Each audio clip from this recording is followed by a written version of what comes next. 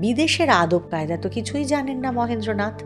তাঁর বিশ্ববিখ্যাত দাদা এবার ভাইকে সেই সব আদব কায়দায় অভ্যস্ত করে তুলতে উঠে পড়ে লাগলেন।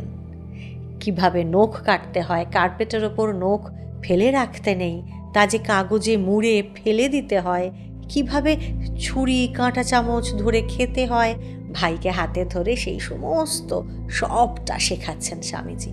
রাস্তায় বেরোনোর সময় কিভাবে ওভারকোট পরতে হবে, মাথার হ্যাট কিভাবে সোজা রাখতে হবে, তাও শেখাচ্ছেন স্বামীজি। এইবার বরং এই শিক্ষণ পর্বের একটা মজার ঘটনা বলি। কলকাতার ছেলে মহেন্দ্রনাথ ঘটি বা বালতি নিয়ে মাথায় জল ঢেলে ঝপাঝপ স্নান করতেই অভ্যস্ত ছিলেন। কিন্তু লন্ডনের তীব্র শীতে সাহেবদের বাড়িতে স্নানের ব্যবস্থা তো সম্পূর্ণ আলাদা রকমের ছিল। সেখানে বাথটবে গরম জল ভরে সাবান দিয়ে শরীর ঘষে দীর্ঘক্ষণ শুয়ে থাকতে হয়। একদিন স্বামীজি মহেন্দ্রনাথকে বাথটবে স্নান করার নিয়মকানুন বুঝিয়ে দিয়ে জল গরম করে দিলেন।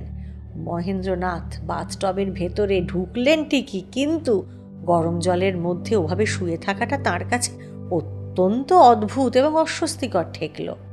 তিনি কিছুক্ষণ ওভাবে থাকার পর বেশ বিরক্ত হয়েই তাড়াতাড়ি শরীর ধুয়ে বেরিয়ে এলেন।